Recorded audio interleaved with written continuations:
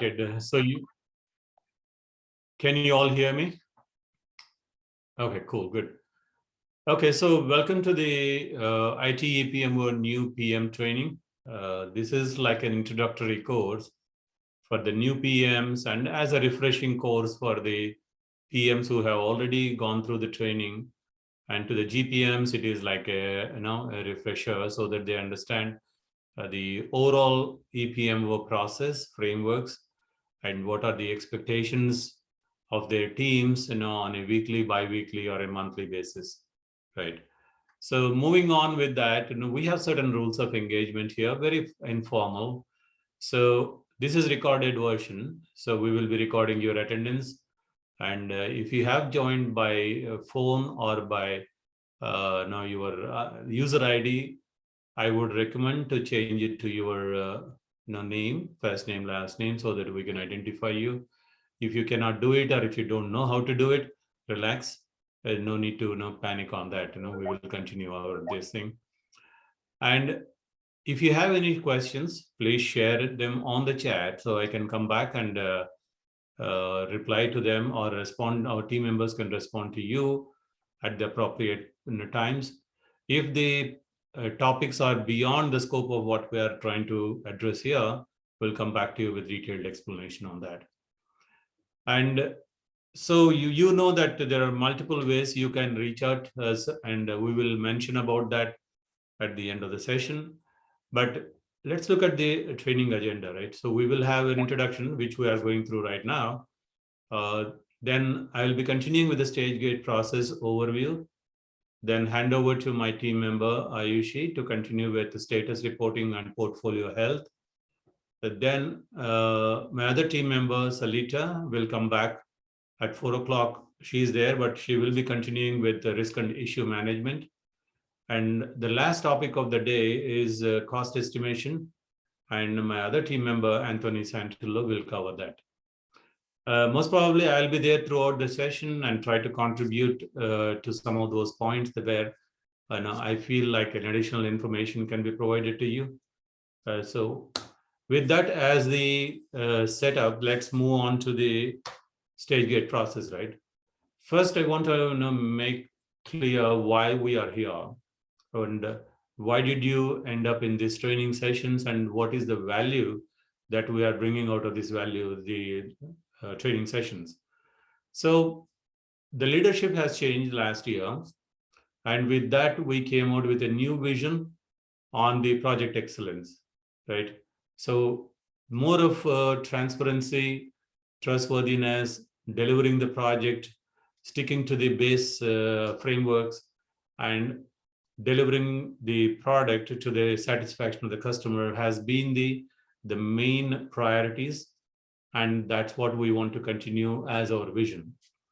In order to do that, there was a specific need for a EPMO organization, Enterprise Project Management Office, which basically comprises of specialists like project managers, schedulers, controllers, to participate in the project teams to make those specialty activities a lot more visible and stronger. So these roles have been introduced into the organization, and a lot of projects have already adopted these roles and are getting the value out of them. Along with that, we also wanted to give the methodology. In the last 4 years, starting from 2016 onwards, we pushed more towards the agile methodology as our project implementation methodology. But now we wanted to come back to the basic freedom that we want to give to the project teams to work out with the business on the project methodology. If the business and project team together, they find that having the project implemented in a waterfall, go ahead. If they feel that incremental deliveries is going to make more value for the business, go for agile methodology. If you want to even combine both of them, go for a hybrid methodology. For certain phases, you use a waterfall approach because that's more valuable or more appropriate. then you can move away from that into the agile methodology and then start delivering incremental deliverables. So we are encouraging a interactive discussion between the project teams and the business to select the project methodology. Okay, so, but we are governing from the SGP side what method, what playbooks you have to use, what governance you have to use, what all the financials and the schedules you have to go. That sort of a framework guidance is going to come from EPMO. The implementation responsibility still lies with the GPMs and the PMs and the schedulers, controllers for their specific jobs. Like I already mentioned, an org unit has been set up in order to provide you with all these specialty skills. And also we are looking at the automation, both in terms of the fund management, project management, and the schedule management. Okay, we will talk about them a little bit later. But overall, you can see that there is a shift in the vision of the approaching of the project methodologies and the framework that you want to continue the ITT projects to handle. Moving on to the next slide, as you can see, the methodology part of it is more or less has the same steps or the stages. So you start with ideate and plan on the left top corner, you see. That's basically when you get some sort of an idea from the business about certain requirements they have that need to be implemented. And that's where you start planning things.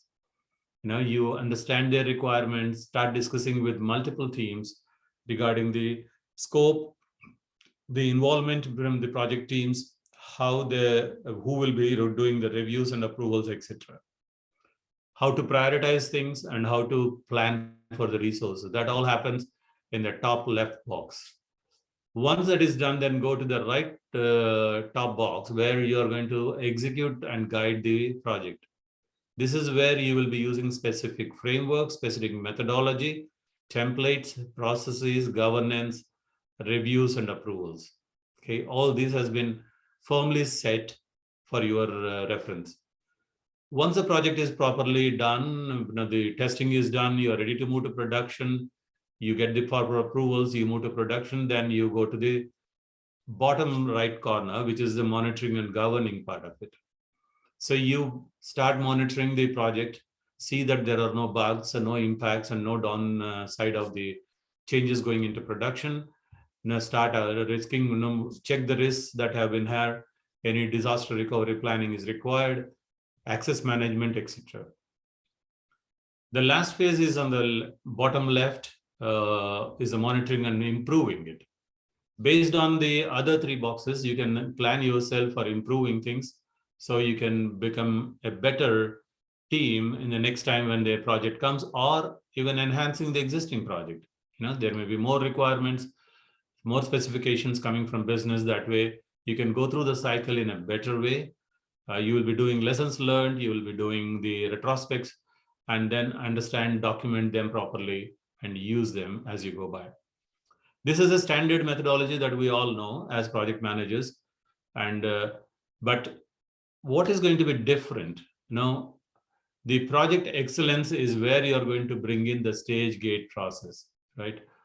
All the journey has started, like I said, mid last year, where we started slowly shifting our approach to a more structured approach called stage gate process compared to a more CMMI or agile methodology based working environment.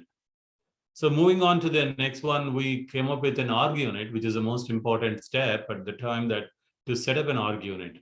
So we have the EPMO org unit fully functional now. The Rich Brenton is the senior director for project services. We call ourselves the team as a project services. The director role is still open, that is not yet filled, and I may have to update this slide. Upasana is no more with us for manager operations. I'm holding the fort there till a person permanently gets selected to that role. Nicole Johnson is our manager scheduling. We have a recent joining of the manager controlling called Chris Anilonis. And also we have enhanced our org unit with another role which is the manager project management. That is Leah Singha. So these roles are identified, they were created and brought into the organization with specific responsibilities and roles. So let me now go through them in brief, but we can start detailed discussions elsewhere. The manager operations is responsible for an operations group, which will be like a backbone for the entire processes, governances, templates, trainings, etc. Okay, they are responsible to provide you with any guidance regarding the process, regarding the governance and what reviews, approvals, how to move between the stages, etc., etc. Nicole Johnson, the manager scheduling, that tower is basically responsible for maintaining the schedules of the projects. Earlier, the project managers used to do it, but now it is expected that the project managers would be focusing on something else. I'll talk about that. But they will be focusing, the schedulers will be focusing on the scheduling part of it. Most probably, they will be using P6, Primavera 6, and maintaining the schedules, dependencies, the impacts with the other projects, and also finally they will be going with the resource and cost loading schedules. Coming to the controller tower, that tower is going to be responsible for all the financials of the project. Starting from the fund management, accruals, actuals, invoices that are to be processed for the projects, and also finally checking out any additional fund requirements are there. That means they will be responsible to create the justification documents, go through the review process, and get the approvals. The last tower, which is not there on this slide yet, is the, which will make the modifications, but bear with me, is the project management tower. The project management tower is responsible for helping the project managers to follow and achieve the project excellence guided by the project processes, right? So suppose, let us say you have to do a scorecard. Between two stages, when you want to move the gate, you have to understand what you need to do. So that's where the project management office will guide you through. Process is designed by operations. Implementation helps comes from the project management tower. Same thing, schedulers, the processes are designed by the operations team. Implementation will be coming from the scheduling tower. So you understand now how the roles are defined, right? So moving on to the next slide, same thing, what I was talking are being depicted here in the verbal format here. Coming to the point, when these roles are getting embedded in your projects, it is not coming free of cost, right? There is a charge that comes with it, but these charges are they are appropriate charges. We are not going to charge you for the sake of charging. We discuss with you to identify how much is the need and how many resources are required based on the scope of the project, right? Like, for example, if the project is a huge project, more than $15 million, like all our utility projects or some of the CEF projects, in that condition, then we expect that there are dedicated resources put on those projects. If it is slowly tapering down, formal gated projects are between 5 million to 15 millions, then lesser than that, starting from 1 million to 5 million, even lesser than that. So as you cut down the size of the project, that same way the effort is also cut down from the scheduler and controller. Some of the figures that are shown here are your indicative figures for your estimation purposes. The actual charges would be based on the involvement and the number of hours the resources spend on the project, right? So sometimes the involvement may be very high in the beginning of the project because you are developing the schedules, developing the costings, baselining them, starting the project and all that. So there may be a little bit more involvement of the schedulers and controllers in the beginning phases, but once you stabilize, they're all going to taper off into a standard mode, and you may see regular, few hours of interaction between these roles and between the project team. So as you can see, this is the org unit, this is the focus, and this is how we want to structure it out, the interactions that happen between different roles and the project managers. So one last thing I want to say is, when you have these three roles interacting now regularly and on a continuous basis, project manager is slowly relieved of the financials and the scheduling part of it. And then you will be asked to project the other activities where the solutions, architectural reviews, designs, and then all the production acceptance processes, cybersecurity related discussions. That is where we expect the project manager to focus and deliver things to the best of the quality. Okay, that is the differentiation between what we used to do earlier to what we are now doing with the EPMO team coming in. So any questions till this regarding the org unit and the vision and the approach? Okay, so let's get going into the main stage gate process itself. Okay, so stage gate process is nothing but a well-structured framework. Okay, so the word stage gate itself defines what is SGP. In a short form, we start using the word SGP. So it's a foundation for standard expectations of project lifecycle, deliverables, and estimation accuracy. All these we'll discuss as we go by. The point is, this is a framework. So just like CMMI, which is the industry standard where you define things in a structured way. So this is a modified version of a framework that is now customized for the PSCG. So last year, KPMG came in and they studied our process. They suggested that SGP would be a lot more appropriate, and that's what we should follow. So we started following what is called the SGP, but as you see that there are different methodologies, right? Framework is like a foundation, and then what you build on top of the foundation is nothing but with a methodology, whether it is going to be waterfall, agile, or hybrid. So as you see in this slide, which is very busy slide for you, you can read that later when we circulate or you download this deck from the SharePoint. So as you can see, there are 7 stages and 7 gates. So the stages are in the blue color here. They create concept, develop business case, initiation, design, and direct manage and post deployment. 1, 2, 3 numbers represent the gates. It is exactly the language specifies you are working on a stage, the deliverables that are mentioned below. And if you want to pass from one stage to the other stage, you need to pass the gate. And there is a scorecard that you have to present at the gate with what you did and how those things are reviewed and approved. Okay, so you have to be careful on that. How is this thing going to happen between at a gate?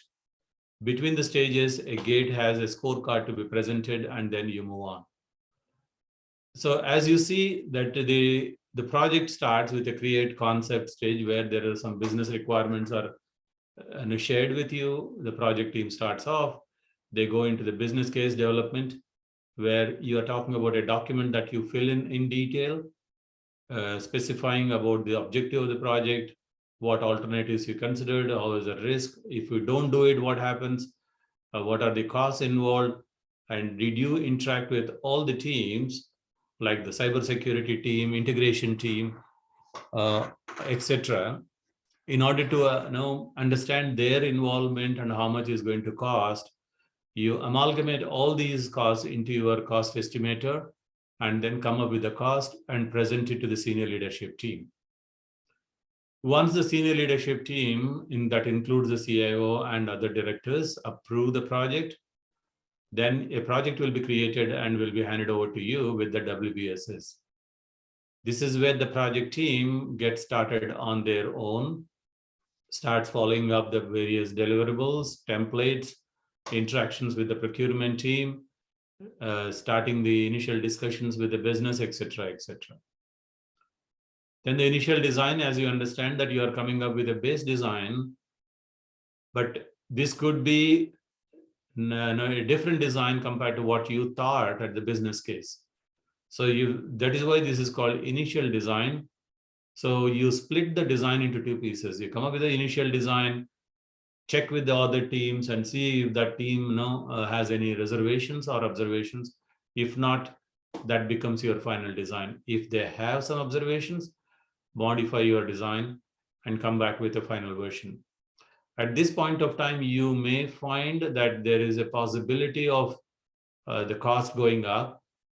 Then you will re-baseline your costings. Okay, this is where you will re-baseline your cost, your request for additional funds, etc., etc. So that is where the controller will play a big role. And in order to have the entire schedule, there is a scheduler will play a role all through the life cycle. Once the design is done, then the teams are assembled, then you start developing it, then interact with the business, you start doing the testings, and then once the final testing is done, you prepare yourself for deployment and move it to the deployment project production. Post deployment, you have certain activities to do, like you have to keep the workbook up to date, and then you have to keep maintaining the integration related repository, cybersecurity related repositories, etc. Got it? So this is the overall framework, and the same framework is applicable for agile projects too. As you can see, the first three stages are exactly the same. Then agile kicks in, where the design and implementation is on an iterative way. So you're going to have multiple cycles based on the releases and the sprints. So there is a plan, sprint release, and a refine mode, and then come back till all the user stories have been deployed to production. And post-deployment again remains the same, that you have to maintain certain repositories and certain log books to maintain this, the development activity that you had conducted. So moving on with the SGB delivery, you have a SharePoint site that is currently providing all the templates and all the information. But slowly we are moving away from this direct access to the SharePoint. We might be coming up with, we are almost there to give you an EPMO content page on the source. So there are certain modifications we'll be doing to the deck very shortly. As soon as we are off this meeting, we need to make those changes. We will give you the link of the APMO SharePoint site in the source. Okay, so your landing repository is going to be the source. You have the content developed, you have the proper guidelines of how to go from stage to stage, how to go from between the stages, what links you need to click so that you can reach to the SharePoint on the back end, download those templates and still use it. Okay. Certain of the reference materials are still there on the SharePoint site. So I'm not saying that entire APMO SharePoint site content is moved to the source. That is happening. But as of now, there are certain links on the source that will direct you to the SharePoint site. And there is one more step that you may be, and you should be aware regarding the templates, because we project managers rely mostly on the templates that we have to use. Most of the templates are available on the SharePoint site. If you don't find them on the SharePoint site, then search for the IT templates on the source. Okay, these all the links are provided in the reference section later, but you have to be careful that use always the latest templates. Do not reconsume old templates, because we are deploying a lot of changes into production, into process production. So there are changes to templates, there are changes to processes, reviews and approvals, etc. So I strongly recommend that the project manager or any resource for that matter, when they are using templates, use the templates on the SharePoint, download them and use them. Okay. So moving on with all these considerations that we are talking about it, right? Okay, we have a project, but how do I know what I need to follow, right? What is my guideline on that? How do I categorize my project? The project is a small project, a medium, large, very large project, a formal gated, informal gated.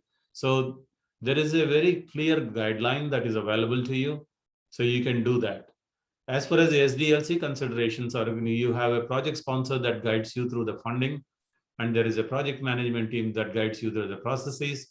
You have your GPM and the director to guide you through the operations. The categorization matrix is basically to put you in the proper slot of the project so that you will exactly absorb those deliverables and deliver them. Because we don't expect like it is a one size fits for all. A large project or a very large project compared to a small project need not have the same deliverables and should not. That is where we have project categorization, and there are only different parameters to define where the project gets categorized. Okay. So in order to see them, then you can see what would be your SDLC considerations when you're discussing with your business people. What are the criteria that you should discuss in order to select what methodology is more appropriate?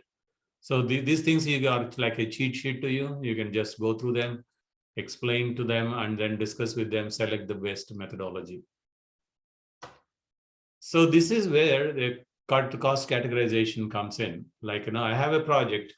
Now I want to know what is this project is. Is it a very big project, medium, small, routine, miscellaneous? So in order to have that, just go through this slide, then you will know where your project falls. Some of the criteria need not be always funds. Okay. Your project may be a $1 million project, which is generally categorized as a formal gated project, but based on the importance of the project, based on the cyber attack possibility, vulnerabilities, impact to the business, impact to the regulatory requirements, your project may get a different type of categorization. Okay. So even a small project of $100,000 could become a formal gated project because it is a cybersecurity related project. A $5 million project, it is a regular implementation of server pool or implementation of certain other things which are very basic. Then you may not be categorizing yourself as a formal gated project. You could be informal. There could be a lot less deliverables. Okay. So looking at these different categories, you see that first is the size of the project, which is nothing but the funds and the number of hours required, the risk of the project, then the visibility of the project, and then the financial management. So if you look at some of these parameters, you will understand where your project fits in. Like I gave the example, even a small project, if it is a technically challenged and high risk project, goes into a formal gated. Between the formal gated and informal gated, you have the basic distinction of how the framework gets adopted. Certain the deliverables slowly start becoming relaxed as you move or go down the chain. A formal gated project, which is $1 million and above, is going to be very strict in their deliverables. They have to follow the SGP to the core. All the deliverables, all the discussions, everything has to happen. Informal gated projects can relax a bit on certain of the deliverables. Then informal gated projects which are less than 250, more than 250. Miscellaneous effort is like you are going through certain efforts which are not the impactful or as risky as you can see the other projects are. This is a regular miscellaneous like things. The annual and routine project, these are patching efforts, or you do the maintenance or upgrades. So those are the things that fall into this category. As I was mentioning, look through these categories, look, understand, and then you can see clearly how all these things get the project categorization done, and your project goes into a proper slot for the deliverables. So moving on this tailoring, like I said, once you adopt those different criteria, then you will be able to understand what you need to follow the SDLC and the tailoring of the projects.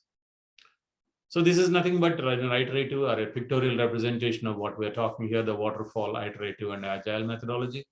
So the in-between one is nothing but a hybrid project, a hybrid effort that you can adopt in case that feels the best way to go.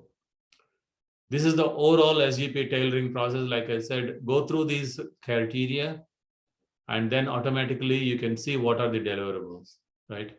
So step by step, you got a project, apply the criteria, categorize the project, understand which slot you fall into, and then look at the deliverables, whether they are applicable or not. Then you adopt these deliverables and start working with them. As you can see, a formally gated project, which is more than $1 million generally, I think it is not 500K, it is $1 million, need to have all the deliverables. There is no relaxation there. But as you go to the right, you can see a lot of these solid circles are becoming lighter and lighter. And an annual effort is almost like maybe 20% of what you see on the formal gated project. So this is the same thing that continues with the deliverables.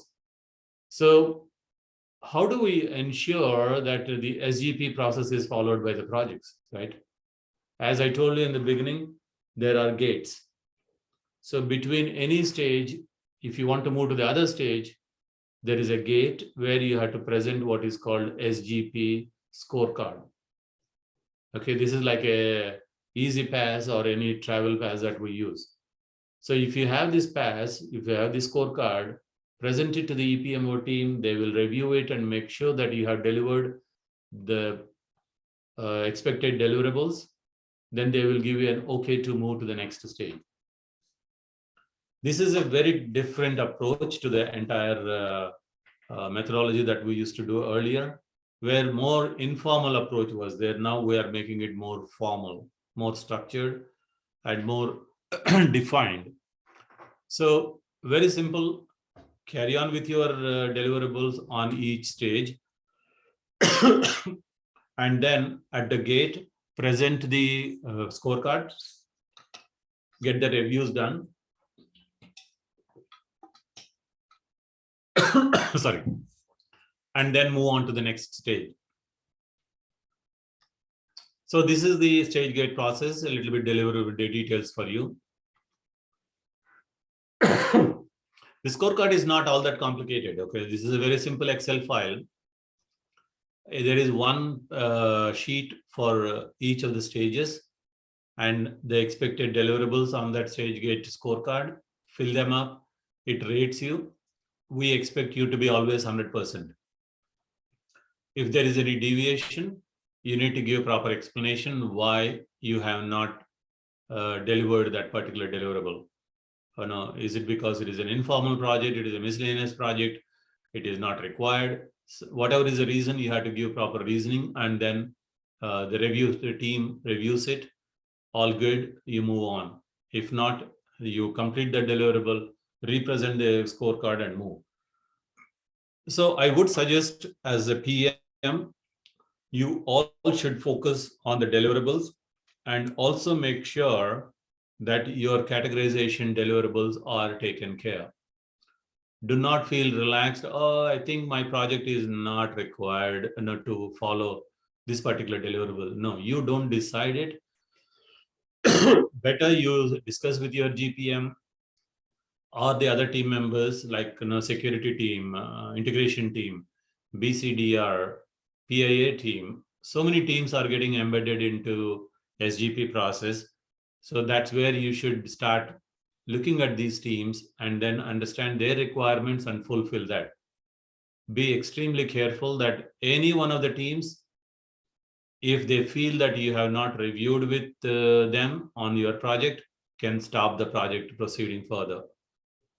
Okay, so that is where real governance is coming in.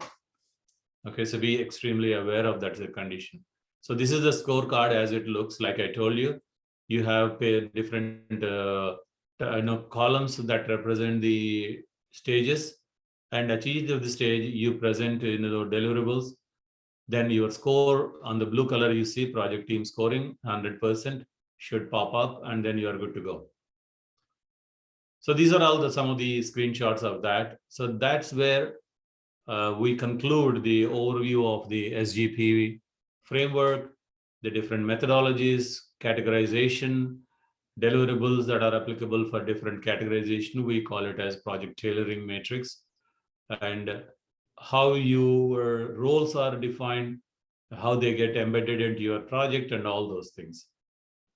Hope I have covered most of the stuff, and I think you are clear in what the new approach that we are adopting here, and how that is a lot more structured and defined for you guys to follow.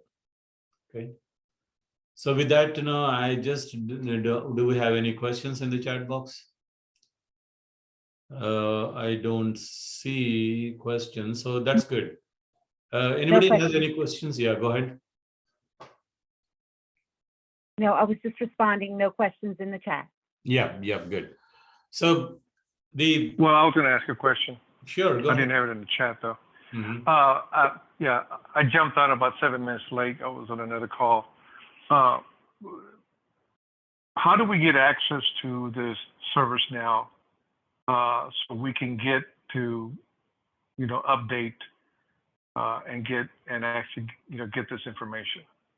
Okay. Because I don't believe I have access to the service now. Do you know who is talking? Yeah, this is Joe Canis. Oh, hey Joe, how are you? Joe. Okay. Good. Yeah, got it. So I think this is the fact that we are working on the side. Okay. So maybe I'll take 2 minutes from the other members' time and explain to most of these project managers who have joined recently, right? So as a project manager, the tool that we use for project management is ServiceNow as of now. Okay. As of now, we are using ServiceNow as a project management tool.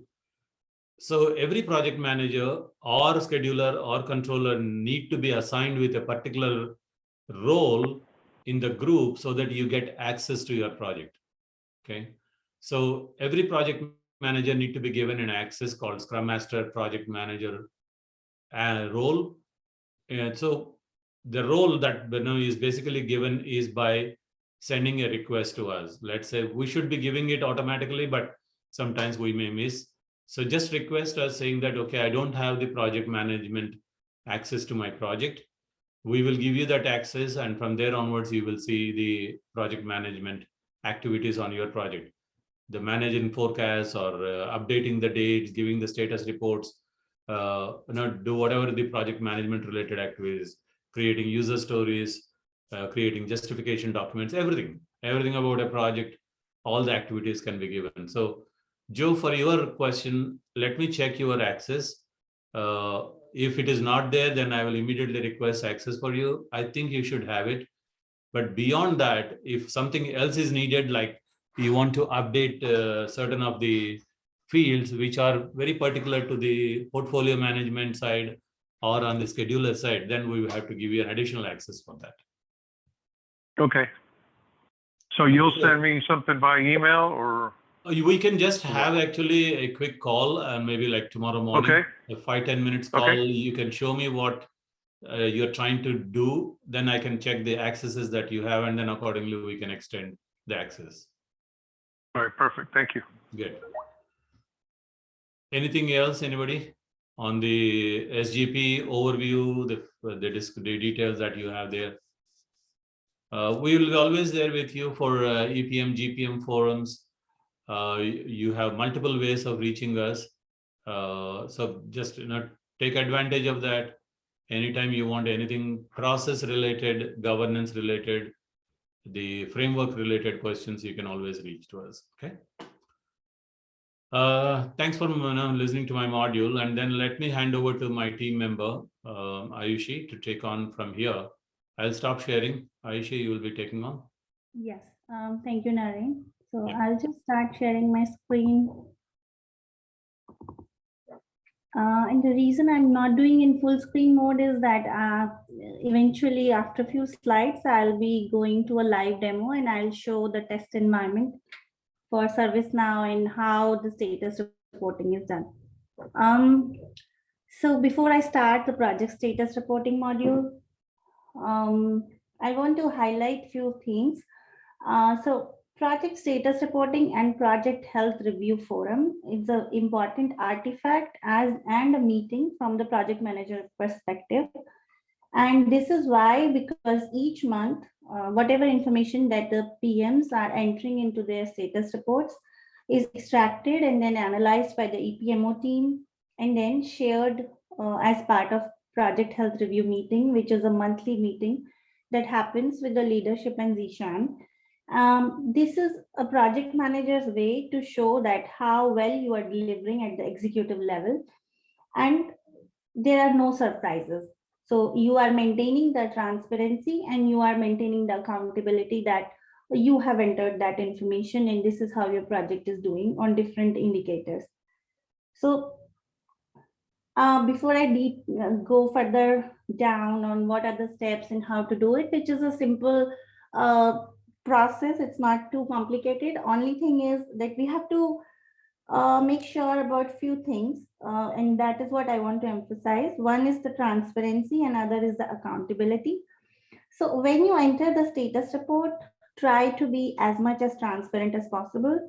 If there are risks that are existing in the system, it is better to keep your status, overall health indicator status, as yellow, rather than keeping it as green and then suddenly one fine day you see that this is going to become an issue and you turn it red. So this is something that is not acceptable, that we want to avoid. We also are reporting on those projects who suddenly turn red from green, as this is raising a flag, right, that something is not right and we were not being transparent. The other thing is that PM and GPM, the team is responsible for it, but it's not that is a reflection on you. So if the project is not on track and it's going not as expected, the whole idea of project status reporting is to have the right conversation around it and try to course correct it. See if there is any help that you can get from leadership or from all other cross-functional teams to bring it back on track.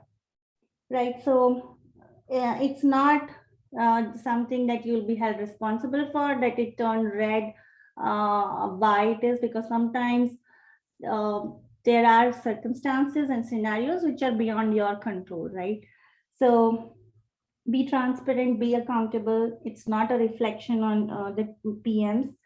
The other area that we want to emphasize is that please think through and do your due diligence. It's not only reporting on the status as red, yellow, and green, but how you are going to mitigate it and correct it. So it's more of a problem solving. What is the next steps that you are going to take once your project is off the track? It's yellow. How you're going to counter it? If it's going red, what steps you are taking to, turn it back to green? So this is a governance process around how the projects are doing, how the overall portfolio is doing in terms of different KPIs or indicators that I'll talk about. So on high level, these are some guidelines, like each month, how we have to submit the reports. So every week, by end of Thursday, it is advisable that the PMs should have a meeting with their schedulers and controllers and look for areas of risks and issues that are impacting your schedule or cost, and update the risks and issue section, and then have a team discussion and see what do you think about the project overall health, and based on that create your status report and submit it. So the status report is due first and third Friday of each month, and you will see reminders from the EPMO team to submit those. Generally, it's the first Friday report that we use for the project health review meeting forum, right? We extract the reports that you have submitted on the first Friday, and then the meeting for PHR happens somewhere around third Thursday of each month. So this is just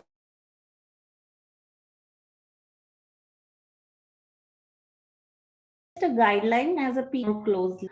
Maybe you don't need a meeting with your scheduler and controller, maybe you do. So you can take it from here. So this is a high level flow chart. So next slide is, these are showing you the steps on how you go to ServiceNow portal, how you select the project, and how you create a new status report, how you update the individual tabs, which are schedule, resources, cost, scope, and then the overall status tab, and then you save it. You also have to add the risks and issues on this report. And once you have done all this, you obtain approval from the GPM. Once it is approved from your GPM, you change the status to approved and click save. So this is just for your reference how to do that.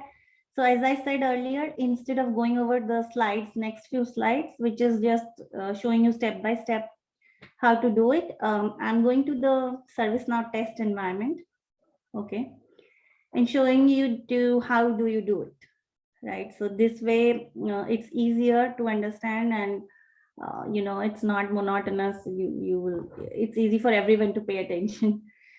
So this is a test environment. You type project here. You can go to all of my projects, and you will see a list of projects where assigned to you. Here, for example, I go into any of the active executing project. So I click on it. You see all the project details up here, the financials, the dates, and some of these dates and financials information, it goes into your project status report automatically. It's auto-populated. And here you go, this is the tab for status reporting. So here, by chance, the project that I picked doesn't have any existing status report. So I'll go and pick another one. But from scratch, you can just do a new and you will get the same form that I'll show you for the other project.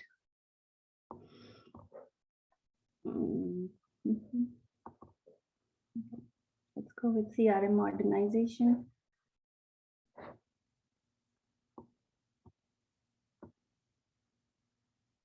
All right, you see 135 status reports, a lot of it is in red, so it's a good candidate to review.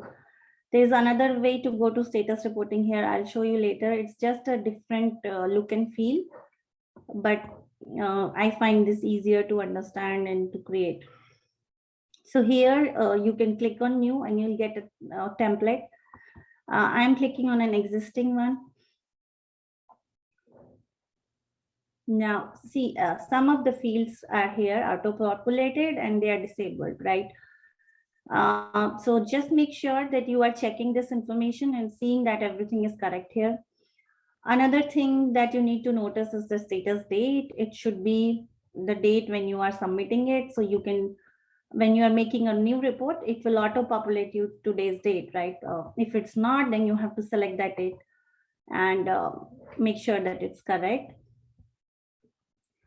Now, last week's achievement. This is a free-form text, and these days in PHR reporting, we are putting an emphasis on this field as well. So make sure that you are entering few bullet points on what was achieved for this project in last 2 weeks, because this is bi-weekly. So it shouldn't be like a huge description like you see in the description field. It should be just few bullet points that we can pick and understand, and then you can represent it on the PHR deck. As you go down, you will see the fields that are coming from the project form. You can verify this information, GPM, PM name. This is again going on the deck, but this is disabled. Project details, state, phase, SGP phase, which we focus on and we present it on the deck. So make sure your project is in the correct SGP phase and it's getting populated correctly here. If not, then please reach out to IT PMO mailbox and we will work with you to resolve it. You can check the project dates. How is it looking like? This was your planned end date and this is the committed delivery date. These are the two fields that we focus on, especially the committed delivery date. Your project should not be active and going on while your committed delivery date is past due. If it is, then your project is definitely in red. Like for this project, right? It's already in red. You need a justification document to update this date. And you have to give the overall reason for why your schedule is red, why you have missed this date, and what steps you are taking to mitigate it. Project financials, again, the key fields that we focus on is your total actuals, total to go forecast and ESC, and your total approved budget. So here again, the forecast should not be zero, right? Current year forecast, there should be some value. So make sure that all your fields are coming properly from your main project form and they're properly updated. Now, based on the information that I see that project should already be red, and that's what they have made it. But I'll start from here. So this is a drop down. You can select your field value, right? Green, yellow, red. And you have to give the reason why the scope is red. Like, again, going to resources, it's the same thing. So especially for red projects, let's say this project has scope as red, cost is red, schedule is red. So overall it is red. Either in the executive summary or in the individual sections, you have to give the reason why it is red. What are the next steps? What are you doing to mitigate it from going out of cost, out of schedule, out of scope? What are your steps? What are the next steps? How you are resolving it? And then any help that you need from SLT, right? So these three questions we go over in our pre-meetings with all the product hours, PMs and GPMs. So I'm just letting you know, but when I go back to the slide, I'll show you the PHR deck where we have all this listed. And these questions we will ask you in the prep meeting so that we have your inputs captured for the PHR meeting. But on a high level, we need the reason, the next steps, and the help needed from SLT, what they can do to resolve these issues that you are facing. I'm just writing it down so that everybody can remember. Once you have done that, also make sure that if any of your individual indicators is yellow or is yellow or red, then your overall status should be red. It should not happen that you are making schedule, cost, resources as green and scope is red. Then overall it will be red. You cannot make it green. We have seen that happen, but that is not right. We will reach out to you to make sure that it is corrected. Same way, if any of the indicator is yellow, then the overall status needs to be yellow.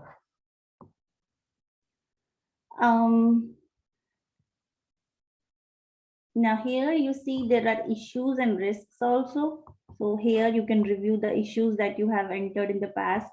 Is there any issue that you want to cancel? There is an option to open it and cancel it.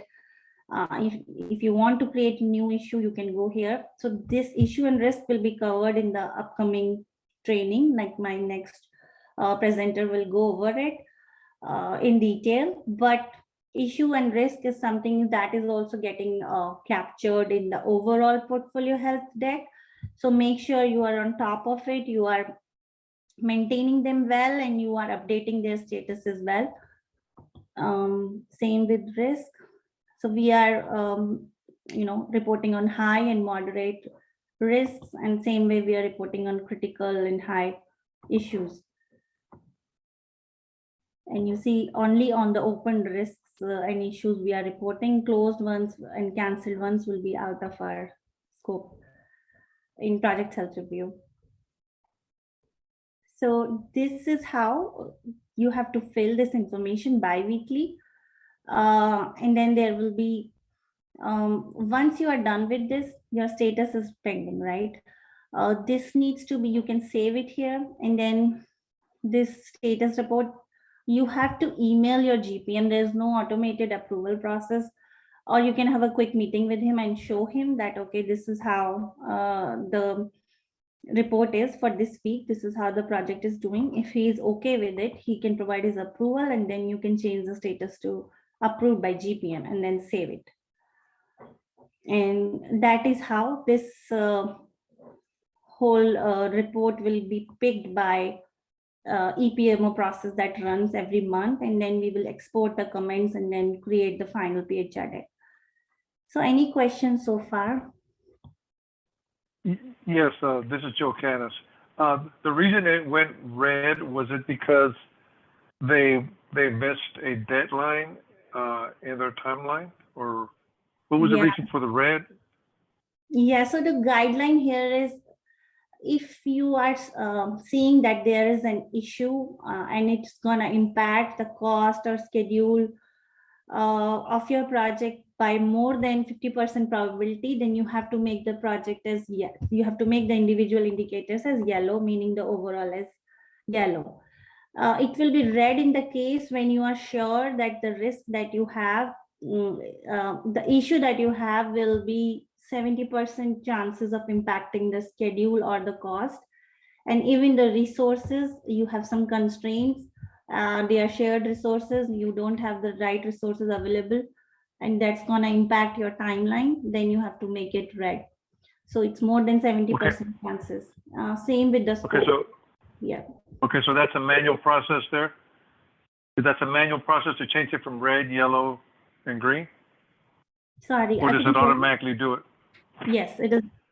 No, it is manual right now, but as we are going to PTS, we are trying to incorporate some rules around it so that, you know, it goes automatically. But Okay. right now it is manual in ServiceNow. Thank you. Sure. Any other questions?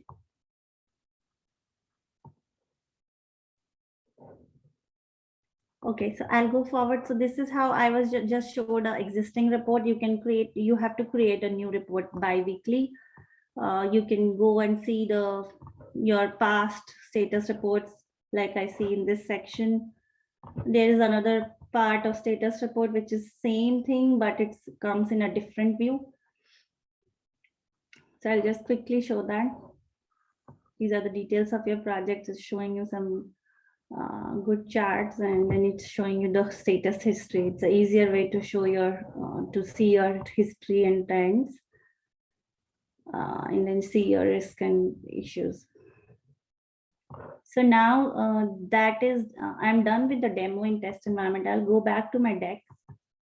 Now, if you see this, all these slides are showing what I just showed in the test environment, how you will access ServiceNow, how will you go to your project.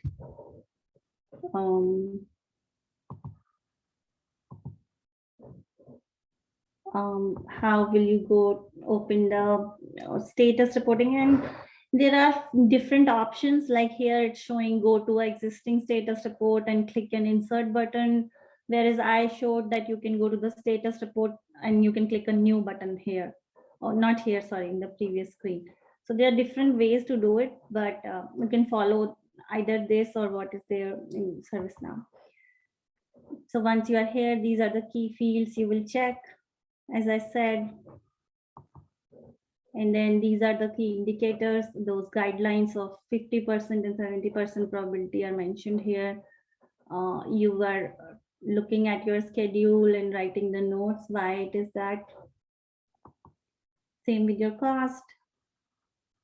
And here are some questions that you may ask yourself when you are filling this information. What is causing the variance? Will it continue? And how have you tried to mitigate it? Are you going to use your risk and contingency, or you're going to go for a justification document to get more budget approved? Same with resources. What are the concerns? What are the resource overlap that is happening? From which team you need additional help? And as I said earlier, especially for red projects, we need what help that you need from SLT. That is one section that we focus on when we present it. Similarly for scope, here you can look at the questions and that will help you, guide you on how to, answer or articulate your notes when you are updating the status report. And then based on your individual indicators, you have to update the overall status. Like I said, right, if anything is red, it should be red. If anything is combination of red and yellow, overall still will be red. And if any of the indicators is yellow, overall should be yellow. Now, that is that.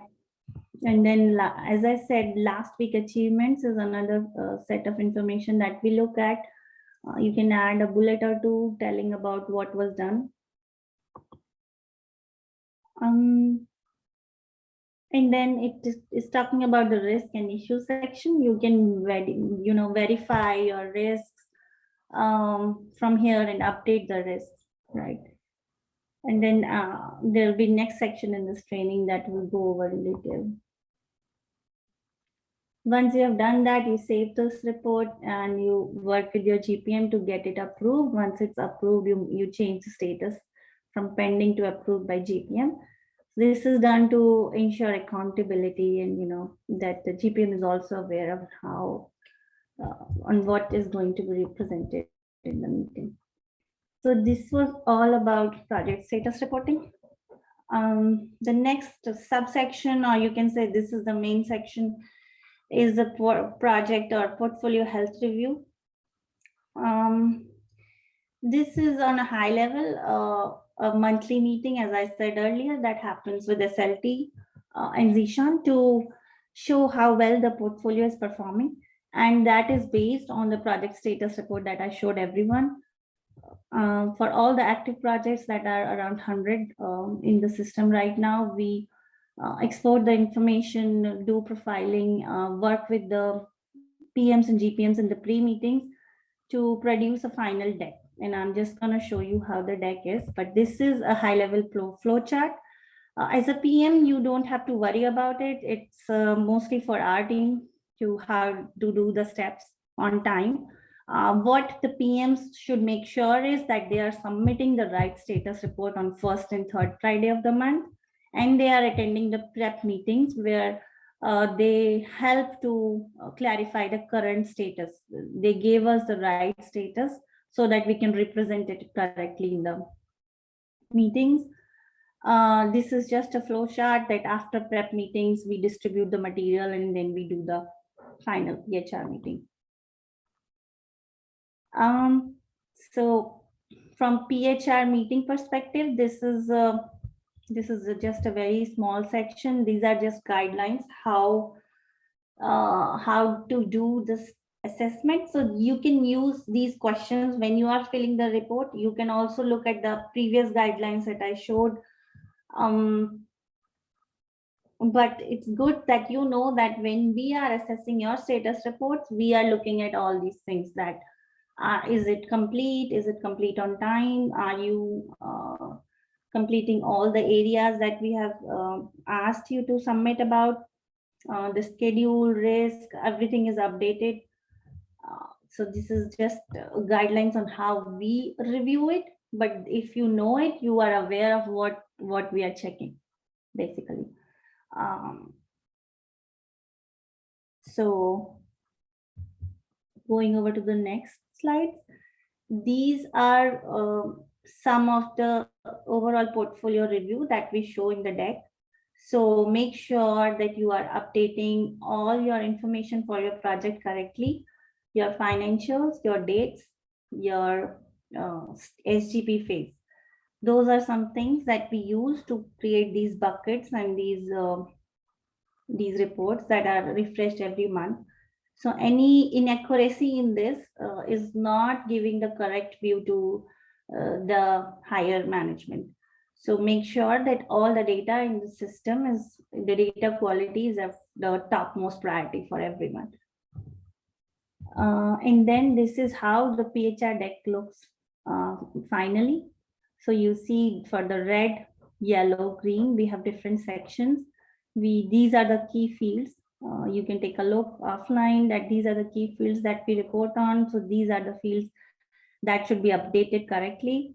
And then in the status notes section, we are writing what was the status last month. We do some kind of trend analysis if the project is red for a long time or suddenly going from green to red, why it's happening. And then why it's being red and what are the next steps taken to correct it, and then help needed from SLT. So you will see this kind of template in the coming days. Once we have this, like this month, the meeting is on 18th April. So you will receive necessary information in the prep meetings, which are scheduled this week. Make sure that you are invited into them. I think our list for PMs is updated, so we will add everyone. And then based on that, this is the final deck that again gets shared with everyone. So that covers everything related to status reporting and the PHR forum. So anyone has any further questions?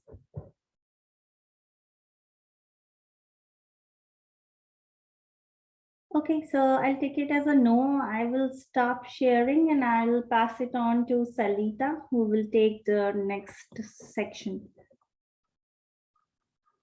Great, thank you, Aishi. Let me share my screen.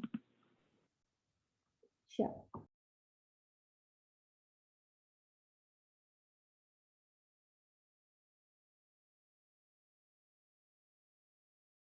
Great, so again, welcome everyone to the new PM training. We are going to take a bit of a deeper look at risk issue and decision management.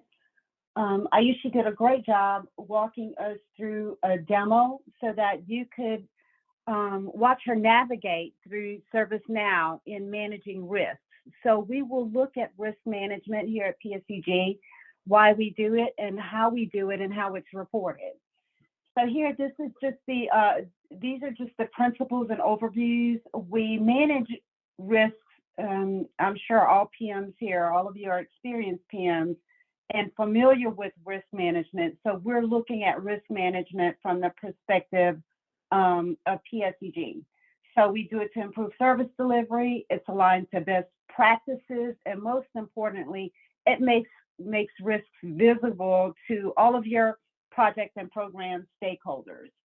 So we look at the type of items that we manage and report in our plan, and that could be a risk, which is an exposure to situations that may negatively impact your program or project. It's something that could happen. An issue is something that's been identified, but that event is occurring. You may document a decision made by the project team or the project owners that has been made or that needs to be made. Perhaps you need a decision on a certain item in a certain time frame. You'll want to track and report that. And then here we refer to change requests as a PCR. You may need to submit a PCR or a justification document to document or gain approval for any item that impacts your project schedule, scope, cost, or resources.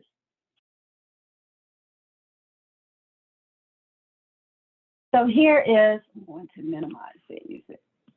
Here is risk and issue management by stage. So we will look at it and we'll focus more on the waterfall. Of course, it applies to agile methodology, but for the purposes of our presentation today, we will focus on waterfall. So at your create concept stage, this is where you are identifying your initiative.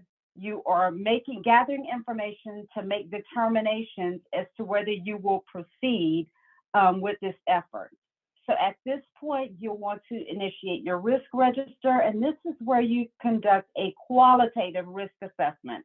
It's an identification of high-level risks at this stage in your effort. As you complete your create concept phase, and you see you have your gate 1 that Naren talked about earlier in the process, you move into the develop business case.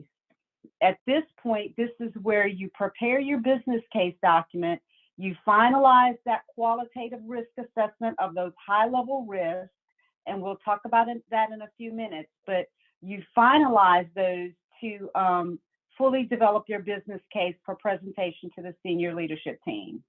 As we move through gate 2 into project initiation, you refine that qualitative risk assessment. As we all know, risk management and risk assessment occurs throughout the life cycle, throughout your project life cycle.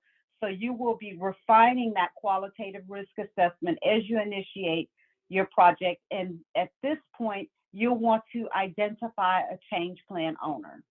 As we move through gate 3 and into the develop initial design phase, you will want to develop your quantitative risk assessments, which is different from your qualitative risk assessment. We'll talk about the quantitative risk assessment in just a few minutes, but this is the point at which you evaluate your risk and you put numbers to that risk. We'll talk about that in a few minutes.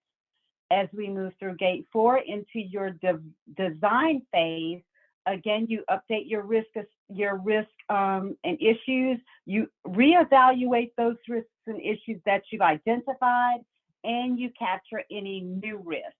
You'll want to update your risk contingency estimates at this point in your design phase, because at this point, you know much more about your initiative and how you are going to develop and execute it. As we move through gate 5 into our direct and manage phase, you'll update that register again. Here's where you'll document lessons learned, and I'll pause here to note that lessons learned are expected, and they are covered most times during PHR. You may be asked as a project manager to bring your documented lessons learned to a PHR meeting. So it would behoove you to ensure that you're capturing any lessons learned throughout your project lifecycle, but this is where you want to finalize that lessons learned document. Because you want to be able to not only present that, but leverage that information in future initiatives. Here is where you is there a particular document format that we have here for the lessons learned, or is that something we just put in a spreadsheet and just monitor it from there? I believe we have a lessons learned template, and what I can do is I'll look for that in the SharePoint site, and I will drop a link to the document in our chat after I get through this portion of the presentation. I'm sorry, thank you. Oh, no issue, no issue. Anytime you need a template or you're looking for a template version of a document, please be sure to visit the EPMO, IT EPMO SharePoint site. There's a folder dedicated to tools and templates. Check that folder, and if you don't find what you're looking for in that folder, be sure to search for it on the source as your secondary resource. As Naren mentioned earlier, we're working to consolidate those resources. So in the near future, we'll have one landing page. But for right now, please do check the SharePoint site first and then check the source. And if there's anything you can't find, please be sure to ping us at the IT EPMO mailbox, and we will look into helping you locate whatever template document you're looking for. Hey, just a quick update. There is a template on EPMO SharePoint. So yes, yeah. Suresh, would you mind dropping that link into the chat while I'm going through this deck? I'd intended to drop it in. I'll do that after this, but we can go ahead and drop it in there now. Thank you. Thank you. Yeah, and just a challenge that I have had since I've been here a couple of months is because I'm on a VPC on a Citrix connection, and I have a virtual PC or desktop, I am very limited to what I can save on my desktop. So all of these links, I'm just having to put it into a Word document so I can reference, because I don't have that flexibility to put an icon for from day to day, because it just gets wiped out. So just a little FYI there. Thank you. is this Joe? I'm sorry, I don't have my participant screen Yes, open. ma'am. Is this- Yeah, it is. Yeah, this is Joe Canis. Hey, Joe, I will visit with you on the side. I'm in the same situation you are. And what I do is I store any documents, any working files on a drive. So on I a do. virtual drive. Okay, I do great, that. great. I do Okay, that. great. But again, Great. I know, it's just, Yeah. yeah, I mean, I do have a workaround, but I just wanted to let you know, because there's a lot of Yeah. links that I have tried to save from day to day, and I said, oh my God, I had it here yesterday, you know. Oh my Right, God. right. Okay, that's Well, right. Those are just struggles that we have. Yeah, thank you for sharing that experience. We are unfortunately in a unique environment in which PSCG is challenged with gaining access to additional laptops and hardwares. I know we're all aware of our current environment and the challenge with getting access to chips and computers. So that's the state we're in. I don't know how long we'll be in that state, but as for now, Joe, we'll have to work with our workarounds. So please I got reach out to me if you are not aware of a potential workaround, and we'll be happy to knowledge share. And we have several forums like the IT, like the GPM PM forum where individuals share that type of knowledge, tips, tools, and tricks. That's where knowledge sharing takes place many times. So please do join us for that. And I will be sending an updated invite to that to be sure that we capture all of our new PMs. So look for that. It's for this Thursday morning at 10 a.m. and I'll send that meeting invite out shortly. But thank you for that information. Thank you for that input. We'll go ahead and move forward through gate 6 into our post-deployment phase. This is where you just want to go through, reevaluate your risk register, and make sure that you've closed all project risks and issues, and we will talk about that in a moment. So unless we have any other questions, I'll pause for a moment. Do we have any other questions before we move on? Great, thank you again for that feedback or that input. So here are our risk management stages. The project manager this effort is led by the project manager. That individual is responsible for documenting risks, ensuring that the risk register is maintained, and the PM will go through these following steps. Step 1 is, of course, risk identification. You want to understand what are your risks, identify the risk, and how that risk could impact the project. What is the probability of occurrence, and what are potential responses or mitigation strategies? We'll look at that a bit more in a moment. Your next phase, or next stage rather, is risk analysis or assessment. You want to assess the impact and probability of the risk so that you can prioritize those risks, determine the cost of a risk occurrence, and define your budget for risk response planning. This is done, as we talked a moment ago, this is done qualitatively in your initial stages and then quantitatively from the develop initial design stage onward.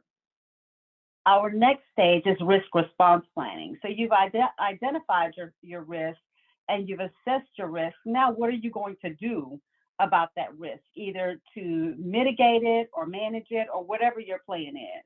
You want to develop options and determine actions that enhance your opportunity to reduce that threat, or you don't want that threat to have an effect, a negative effect on your project's objectives. At this point, you want to assign ownership to each risk so that that risk can be monitored. Next stage we'll move into is risk monitoring and control. As we talked about earlier, you constantly monitor your risks, you reassess that probability and impact. As you move through your life cycle, you document any new risks, and you execute your risk response that you identified earlier. You execute that response when the risk materializes. And then finally, we move into risk closure, and we will talk about the difference between closing a risk versus closing a risk that has been realized as an issue.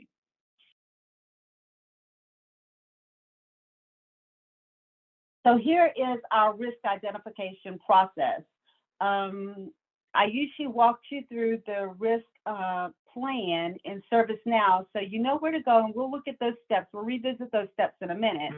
But here we have a reference sheet that you can use that outlines what each of these sections are and how they should be populated. So again, this presentation will be posted at the IT EPMO SharePoint site in the training folder, and you can come back to this reference sheet as you capture, document, and manage your risk. Here is a major aspect of managing your risk, and that's the risk analysis and assessment. And this is particularly important in preparing to present your business case, in developing your business case. When you develop your business case, there is one section for you to communicate the high-level risks that you identified during your create concept phase and as you begin to further define your business case. There is one section devoted to risk reporting. This is where you will capture your percentage of probability of that risk occurrence. So here are some factors you want to consider when you are assigning probability. You want to consider any internal factors. You want to consider any change requirements, and you also want to consider organizational capabilities. So I'll go through one example. So I tend to like to look at this grid from right to left.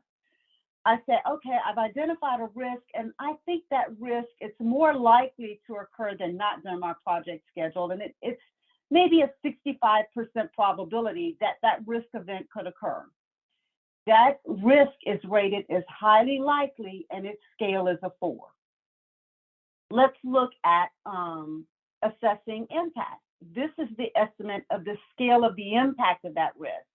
So I've identified a risk. I've determined my probability is highly likely. Now I'm looking at the impact. And I say, wow, this risk event that I've identified could cause significant disruption to the successful delivery of my project objectives. And how am I defining significant disruption? If there's, I've identified that if this risk event occurs, I could have a 7% effect to my project budget. It would impact my schedule, maybe 25-day impact to my project schedule. So that impact would be rated as high, and its scale would be a 4.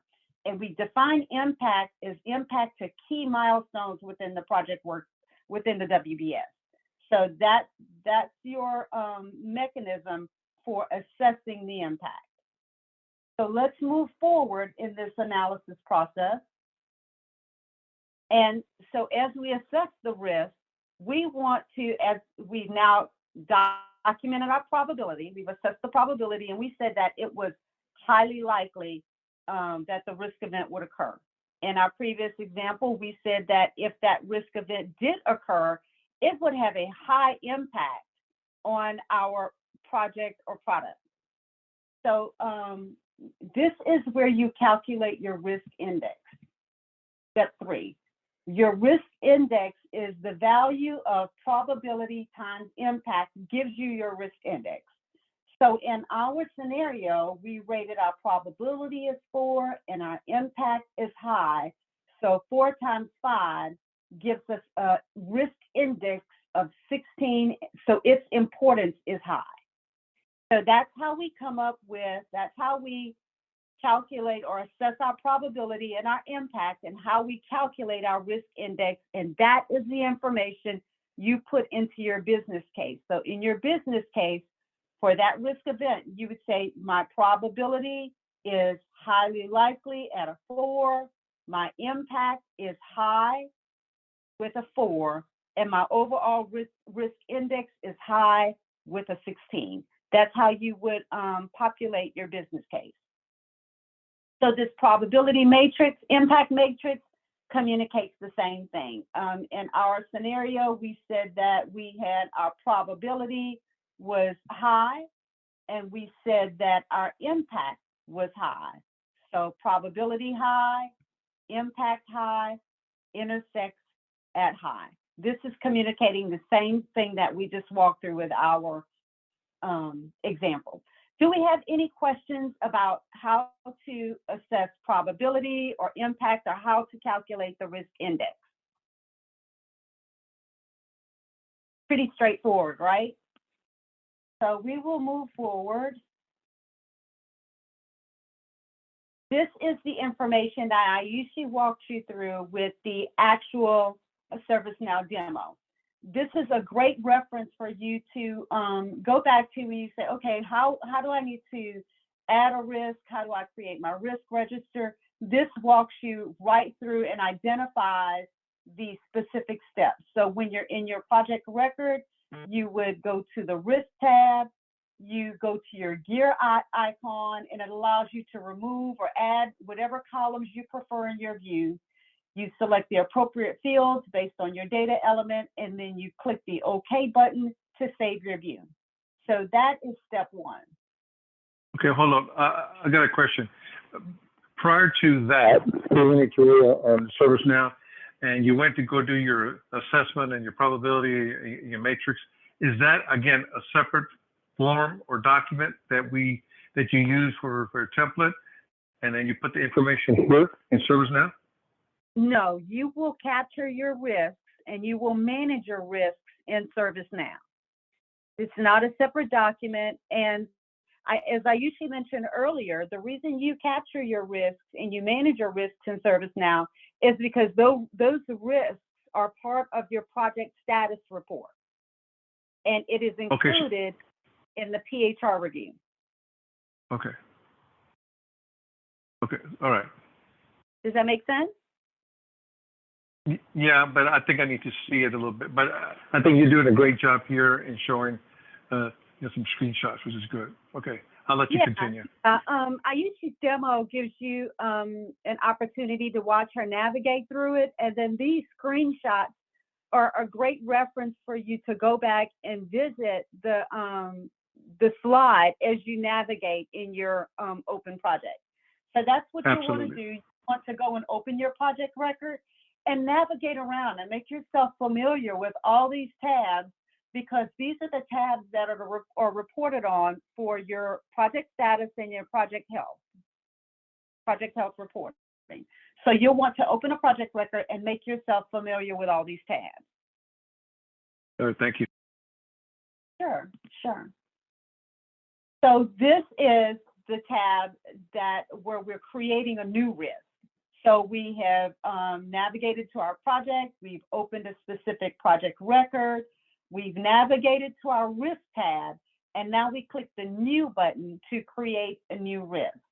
You fill out your risk form with the information we just talked about, how you, the date you created it, you've assessed your probability, you've assessed your impact, you've populated your description. And remember, we had that slide with the blue grid that helped you define all these fields.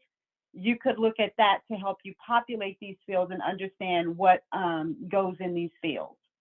Okay, so that information you just gave us prior to this is where we enter it in here. Yeah, so let's look at one of these. You want to have a short description that clearly identifies the risk event, and you want to have the fuller description of that risk event here. You want to document your mitigation plan, and these working notes are great to come back and revisit as you continue to evaluate and assess your risk, and specifically or particularly if you see change in that risk and perhaps you have to reassess that risk and it's a higher risk to your effort. You want to be sure that as you reassess that risk, if you see changes in that risk, you want to document that in your notes. Because as a project manager, we're managing multiple efforts, and you want to be able to go back and say, okay, what happened with this risk? What did I do? When did this risk change? This is the place where you want to capture your working notes. So when you log the progress and make any key updates, you want to be sure to click save to save those notes. Got it. Thank you. Sure thing.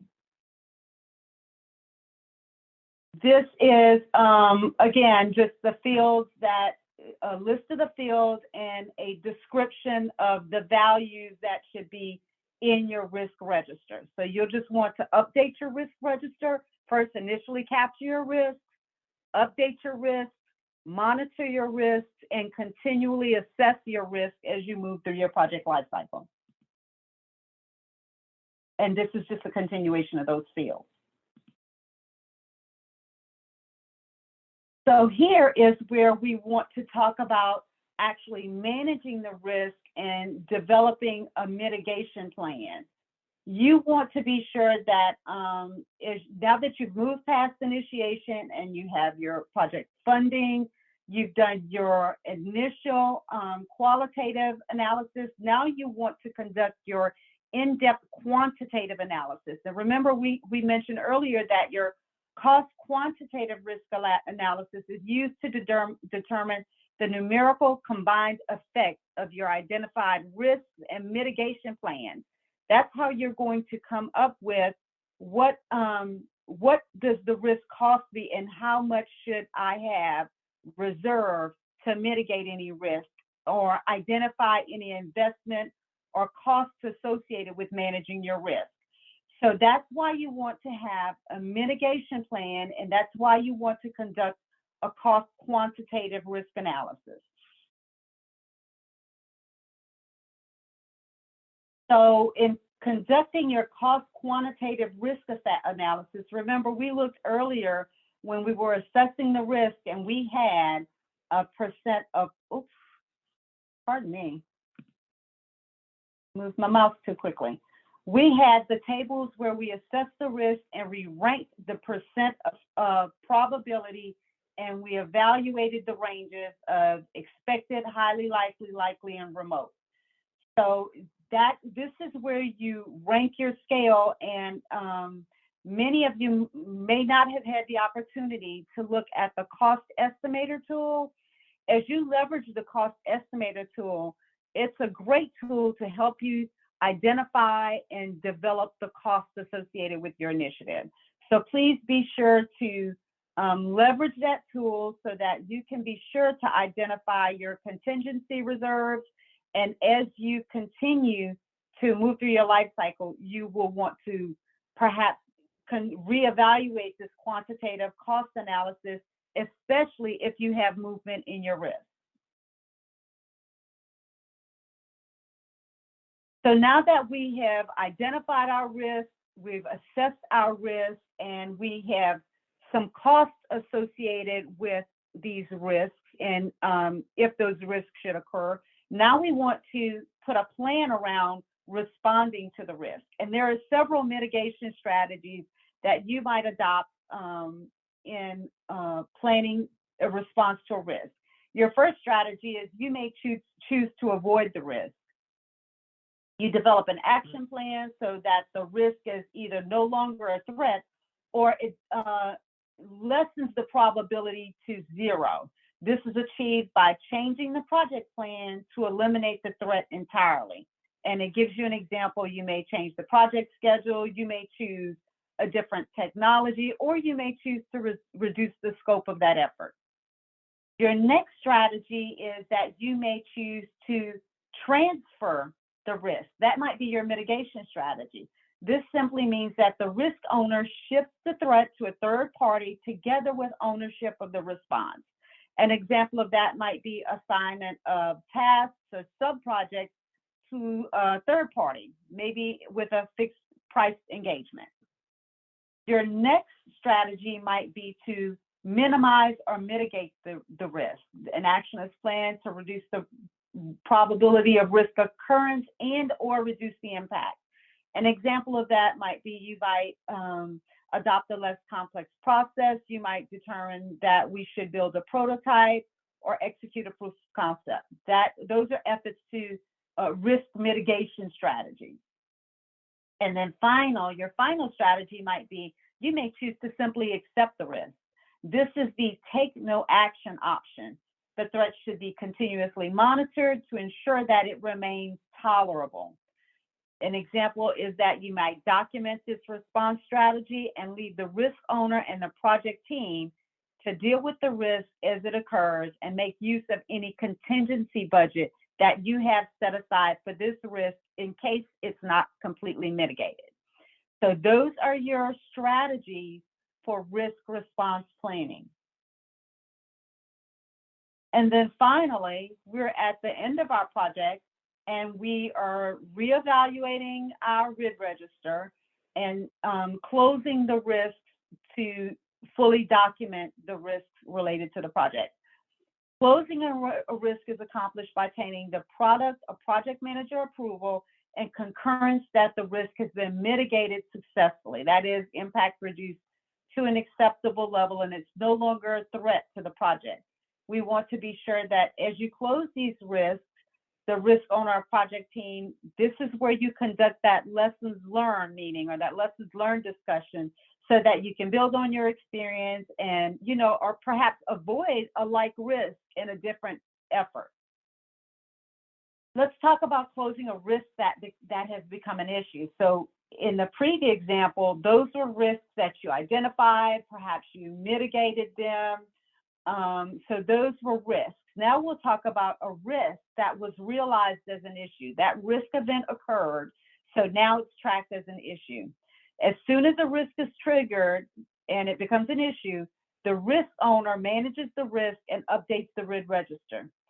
For risks that have been realized and they become issues, the risk owner is responsible for closing the risk in the risk register and ensuring that all that documentation is placed. You understand the risk status, what you did, what you could not do perhaps to mitigate the risk, you know, perhaps mitigation was unsuccessful. You want to document all of that. The risk owner is responsible for documenting that experience in the risk register. And here are some RID management guidelines. I won't read through these, but they will be here for your reference. As I mentioned earlier, these decks are populated in the training folder on the IT EPMO SharePoint, and we will continue to share the location of those artifacts or those references. And that concludes the risk management module of this training. Do we have any questions before we move forward with Mr. Anthony Santello with PSEG IT Cost Estimator? Any risk management questions? Well, great. Thank you, Anthony. I'll turn it over to you.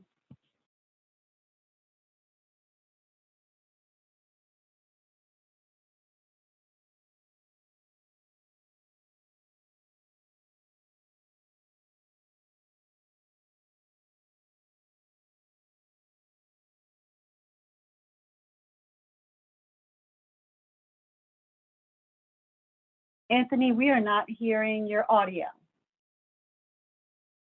I'm sorry, I was double muted. I'm sorry. Hello, good afternoon. Our presenters have talked a little bit about and touched on the importance of using the cost estimator tool to help in various aspects of the stage gate, as well as the risk management and the product health reporting. So what is cost estimate? The objective of the cost estimator is to provide a rough order of magnitude, a number, an estimate using input to make decisions. And the cost estimator provides stakeholders and leaders and decision makers here at PSEG to have a rough idea of the project's cost, and so we can understand and management can understand if anything needs to be created or modified to evaluate any potential alternatives.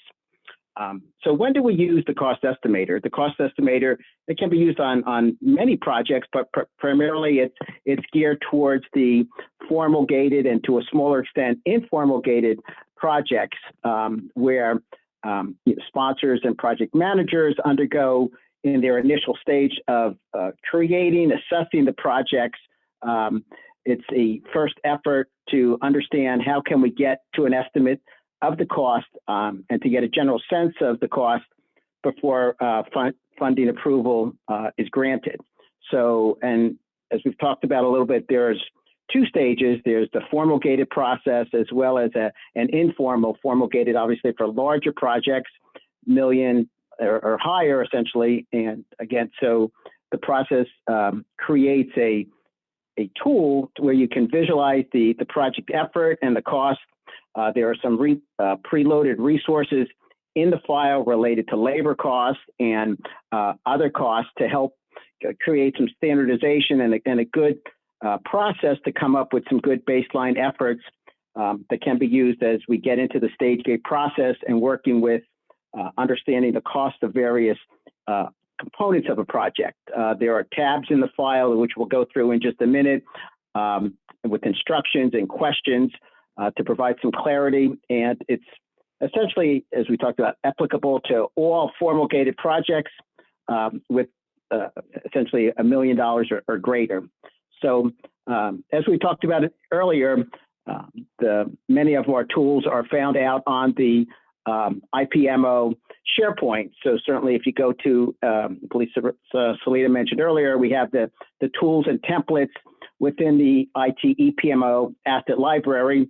And clearly we have the cost estimator here in there to utilize. And it's a very detailed, very explicit Excel file that starts here, as you see on the screen, with some general guidelines on when you begin using the cost estimator, the purpose of the document. Again, as we talked about, large projects, $1 million up to $10 million to understand and assess, how are we going to come up with a standard and effective presentation to management so that they can understand and evaluate the cost of the projects to go along with things that have been touched on earlier, how it gets through the stage gate, what are risks associated with it as well. So as you can see on this screen, it talks about the instructions once you go through and use this Excel file and you go through each of the 8 steps in the process. Again, once the cost estimator is completed, the project sponsor submits the estimate to the PMO team here. We review the information along with the additional stage gate artifacts, and then there's some review done, and then the project leadership, the management of the project is given some guidance on presenting this to the review committee, and then again continues to move through the various stages through approval and again, getting it introduced and put together for a project. So the next part of the cost estimator tool talks about the 8 steps that are here that we've identified or that has been identified to how do we get through creating the cost estimate for a specific project. First step, establishing some of the key assumptions, and we will then have some sheets here in this file that will dive deeper into each of these steps. Again, looking at how do we establish the key assumptions and then defining some of the top-down items, things that become critical, as they call it, the big rocks of what to expect in the project. And then also moving on to the third step, entering the values of the inventory, the workflow, and the workforce, the labor resources that are needed. And then also moving to step 4, non-workforce costs, and then moving into verifying and kind of then once we have the labor cost, the non-labor, let's kind of bring the project together. Let's do some verification of the categories, understanding some of the complexity or the components that need to drive the process to be successful, and then moving through the steps of completion, reviewing the project, summarizing the project, summarizing it at the total effort, the total cost, and then what and how can we communicate the results of the project and the cost. And so there's links in the file. There's also under the worksheet guidelines, there are some color codes in the file.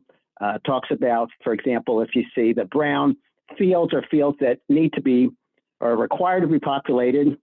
You'll see some of them there are blue fields that you don't need to change or input. There are calculated fields. There's also yellow fields in the file that, again, are required fields that get updated as you go through the project. And then there are other fields that allow you to add information to, again, enhance the clarity and some of the other, add a little bit more color or more detail to some of the costs and tasks of the project.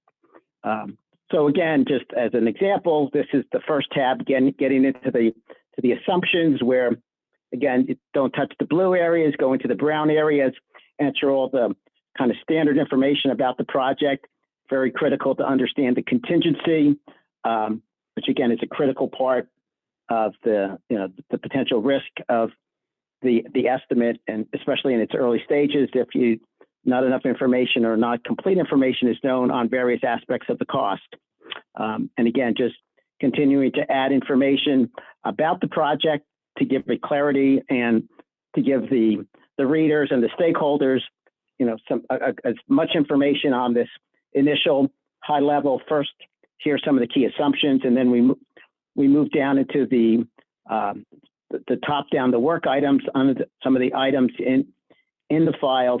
And again, I'm not going to go through all of each of the various tasks here, but going into, again, the inventory, what other items are needed from a workforce, as well as from the non-workforce labor, non-labor costs, and then moving through the various screens. Again, it's all detailed and a lot of detail here as the project needs,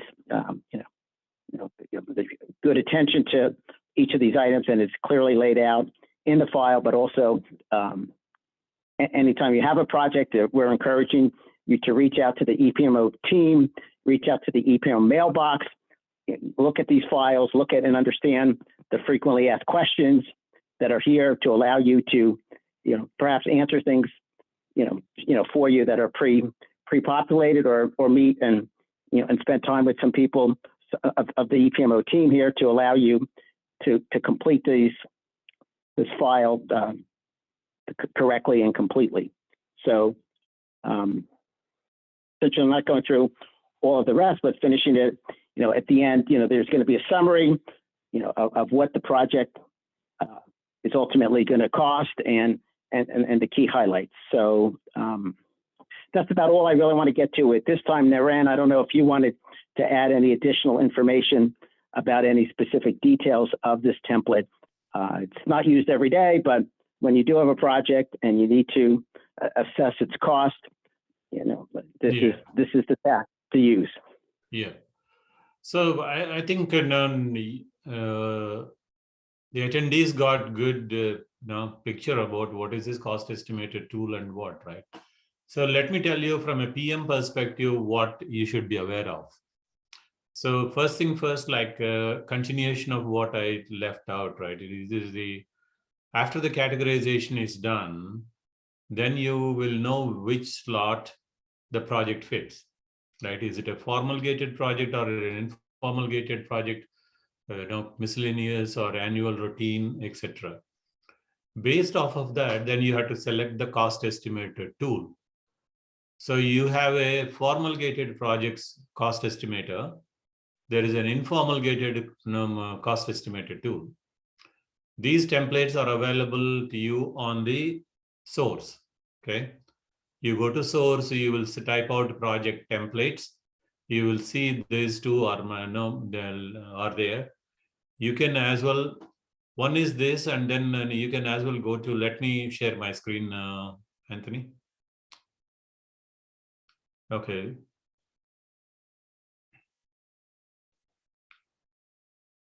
So when I go into the screens here where the source is there, right? And you type out what is called project templates. See this project templates. This is the secondary source for all the templates. Okay. The primary source being your IT SharePoint, the IT EPMO SharePoint site. If you don't find the template over there, the best thing is to come back onto the source. And you see here, you have the cost estimator formal gated. And then a little bit below that, you will see cost estimated informal gated. Okay.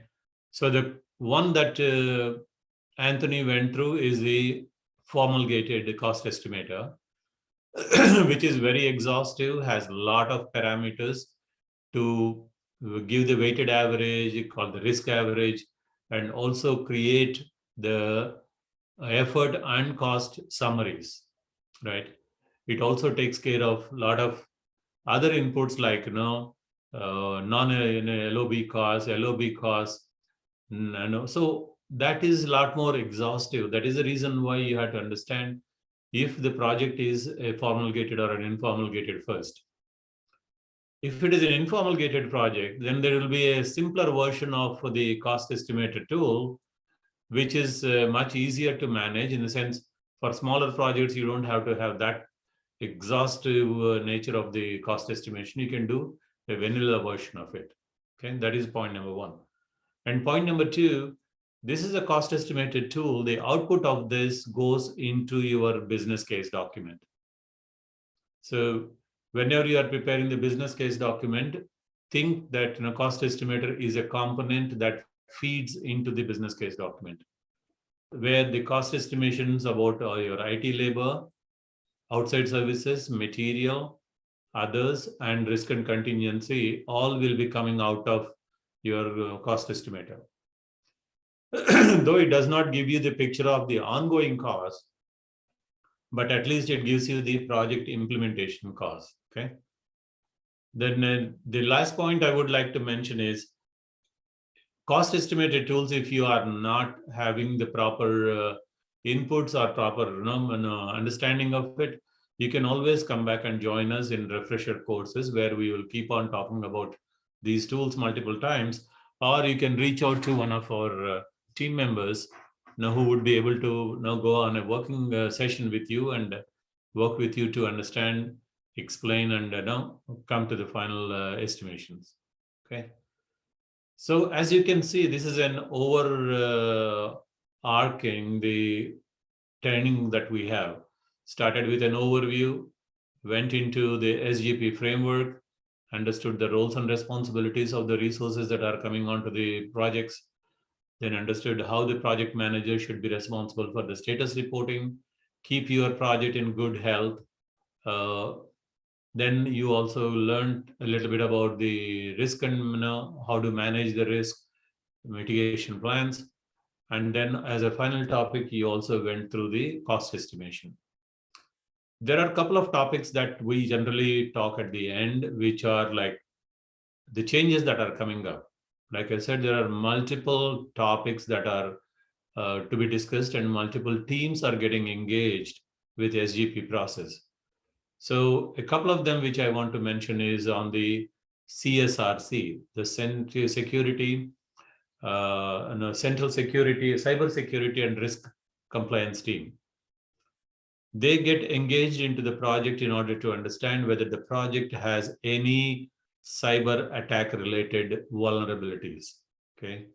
So make it a point that you interact with that team exclusively and very early in the game, so that all the cybersecurity related reviews, architecture review, and approvals are extended to you. They also get you engaged into their procurement side. Let us say you are trying to engage a vendor or any resource that you want to bring on board onto the project. You need to get CSRC clearance. That process is called SIVR, Sensitive Information and Vendor Risk Assessment. So these are all mentioned in the content that you are going to see on the SharePoint site. But what I would like to say is make note of these points that I'm talking about, and we are going to come up with what is called a swim lane framework. Okay, we are going to draw all these lines as swim lanes, and each of these teams, what is expected to be done at each of these stages, and how at the gate you represent them. So my first point would be that when you are starting a project, if it is a fresh project, go and start looking at the business case document deep. Okay. The business case document is already encompassing or embedded with these teams questions. Like you can see a question related to CSRC. There is a question related to integration COE. Another question with the BCDR team. One more question regarding the TCOE engagement. So you will see there are multiple questions which by answering, you will understand which are the teams that need to be brought on, for the discussion and understanding the cost. Yep, go ahead. Are you sharing that? Are you sharing that business case document on the screen? Because I don't see it. Yeah, I can share that, not an issue. Just give me 1 second. Okay. Thank you. No problem.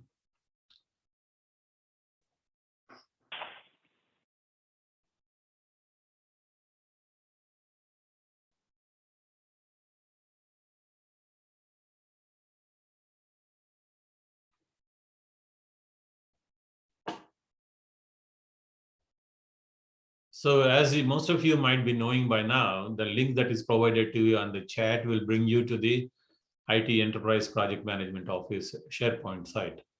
So it has all the learnings and all the information that you need to start off a project and conduct the project through the SGP process, right? So if you go to the next one, you will see the tools and templates, okay? So going to that folder, then you will see all the templates that are required as much as possible. Like again, they said this is the first reference folder that you should go and find the templates. If you do not find a template here, then go to the source, this section. Okay. So that's how you have to manage the contents for some time being. Then we are going to shift everything to source. You will drive through source. Okay. So here is, you see there is a business case template. So if you click on the template, then you would see the template popping up, right? You can save it and then start using it. As I was mentioning that there are multiple questions and details about the BC document and different sections. You see, this is a general section where you're talking about your team, why you're doing this project, what is the customer benefit, etc., etc. And then when you come to the next stage where you are going to be other details, did you talk about the schedulers and cost controllers, right? I told you these are not going to come at free of cost. You have to talk to the EPMO team to get the cost. Or you remember those indicative figures I gave? You have to take those figures and start embedding them into your costing structure. The same thing with the capital funding methodology, whether it is a capital or an O&M, and what multi-years and is a technology solution. Ask all these questions. These are the reviews I was mentioning there. See, for security, this is a CSRC team. There is a personal identifiable information, PII. If you are touching any personal identification data, like your social security numbers, bank account details, then they have to be protected or they have to be dealt separately. There is an additional controls that come into picture, which may change the cost. So better be careful on that. Talk to the team. Then integration COE. This is another team that is now coming up regarding whatever the data that you are extracting from SAP system or non-SAP systems and transferring to another system, how that extraction takes place and transfer takes place. What is the architecture you are following? Are you using APIs? Are you using MuleSoft? So this is the team that needs to be engaged and understand the cost implications. Same thing, you see the BCDR. This is a business continuity and disaster recovery. This means if you were to continue with this project and then going into production, how is the business is going to continue? Now, who is going to work on those deliverables, how the reports are generated, where are they stored, etc. Disaster recovery is basically, if the application is on the primary server pool, and it is so critical that when the system fails, it should automatically fail over to the disaster recovery side. So how should be your backup servers pools should be set up? If so, what is the architecture and all those things? Then the other one is the record retention criteria. So this is a new audit finding that came up that, our records that are generated out of a project are not properly stored. They are not properly retained for the number of years they should have retained and then destroyed or archived. So RRC, which is a record retention criteria, have been mentioned. You see the reference document there. Click on that, then you will go to that particular section of the SharePoint. Then you can read through those things, discuss with your business, and ask, okay, what are the records that we are generating? Is it physical records or is on the system? How are we transferring them? How long you have to keep it? So if you have to come up with all these things, maybe there is a cost involved in that. Now, just imagine that you are storing in the cloud, and as more and more records are stored and retained for more number of years, you need memory, right? The storage space. That will come at a cost. So you have to incorporate those costing elements into your estimates. So this is the business case document that, and there are a lot of other things that you see, the timeline risk and dependencies. Then you are talking about the costing. These are the costs that will come out of your cost estimator. Like I told you, those 5 categories: labor, material, outside services, others, and risk and contingency, for a number of years. If it is a multi-year project, you have to apportion them according to the year. And then the ongoing cost. Is this project going to change the ongoing cost, both positive and negative? If it is going to reduce the ongoing cost, mention that.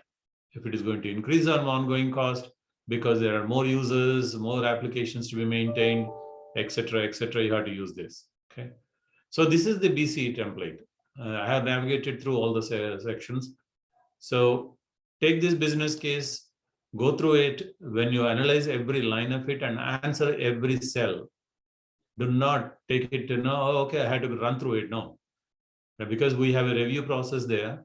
Once the business case document is prepared by the project team, they have to submit it to EPMO team, and EPMO team will conduct the review, will give the feedback. There is an official review meeting that is conducted where we are going to invite all these teams. Their SMEs are going to join that review meeting, and they will confirm that you have interacted with them and took care of their effort and cost into your cost estimation. This is what I was telling. If you miss any of these project teams, then you are in trouble. Okay, so it's not worth it. So interact with them, understand their implications, and put the cost towards them. Okay. Some projects may not be applicable here. Like for example, PIA. If your project is not touching the sensible information, then you don't have to worry about it. Just review with them, put a no, and give an explanation that you had a meeting with them on such and such date. The decision is not required. And that will be confirmed by the SME that is present from the PII team, and then we are good to go. Okay. So that's the business case document which I wanted to take. So as we are adding more and more teams, there will be more and more questions added. And that was prompting me to tell you not to use an old template. So always go, when you want to start a business case document, go to the SharePoint site, download it, use it. Okay. Okay, so we're not using press release anymore. No more press release. Okay. The press release word is once upon a time is a different story, but now it's a business case all the way. Wherever you see press release, just try to replace it with business case. Okay. I had a question when you were doing your presentation there. So on a miscellaneous project, right? We still need to engage a scheduler and a controller? Or when is a scheduler and controller assigned to a particular project? So whatever the cost might be from minimum, from miscellaneous all the way up. In the life cycle of the project, right? When the scheduler and controller are required, or from the project initiation phase, right? So let me open the screen and then navigate you again there. Yeah, because I'm at that stage right now where I know I can understand that. Business, no issues. Yeah. So let me share my screen and go to that particular slide and then explain you again. Right? Are you able to see my screen? Yes, I am. Good. Okay, so when you look at the stages, right? This is the stage. As I suggested, this is a requirements given to you by business. Oh, I see. You develop the business case, no involvement of scheduler or controller, except you are picking up the costs. Third stage is the project initiation stage, where you are going to get the project WBSS created, project is created, you map to the client. Okay, hold on. Let's go back to the second one, which is development business case. Mhm. Okay, so what if the business comes back to me and says, we just went to URB and got approval for $250,000. Mhm. Then another project was over $1 million. So where does the URB fall into this process, if at all? Yeah, URB is an offline, off SGP approval process. No, it is nothing to do with SGP. It is a LOB driven or process. Like for example, Long Island has LIPA, right, where they present the projects to LIPA and they approve them on a quarterly or a monthly basis. Same thing on the New Jersey side, we have the URB, Utility Review Board, and they conduct on every monthly basis. Then cases, the proposals are taken there, both capital and O&M. Then they say good, bad, or ugly, and then they release the funds based off of that. That's one side. But though URB approved it, you have to come back with a business case to present and make a case to the senior leadership team, see how the structures or the infrastructure team or the security team or anything is being impacted, right? Okay, stop there. So where, at what stage do we actually input the URB information into ServiceNow, and at what point do we get a project number assigned to it? URB information, right? URB information is not inputted in the ServiceNow. What you are inputting in ServiceNow is the business case input. And does the business case, does the business case actually create the project number? Yes. Okay. So let us go the sequence. I think that will be beneficial for everybody. Go ahead. Thanks for you bringing it there. You have a project, a proposal comes up in Long Island, okay? So you work with the GPMs, PMs, and all that. You come up with $1 million proposal, you go to LIPA and then say, hey, I have a $1 million proposal. I want 750 capital, 250 O&M. Out of 750, 600 is IT, 150 is line of business, then 250 is O&M is completely IT. So please approve it. They look at the figures, they say, yes, it adds value to my system. You're okay to go. Now, with that figures, come to BC. Whatever the splits you have, like 650 IT capital, 150 LOB per cost, and then $250,000 as the O&M IT, that will come into BC document on the costing section. Okay, you will be entering that data and then all other data so that the business case can be reviewed by the senior leadership team and understand whatever you have assumed there are viable to do. Because when you go to LIPA, you're not clear about the technical solution yet, right? You may or may not be.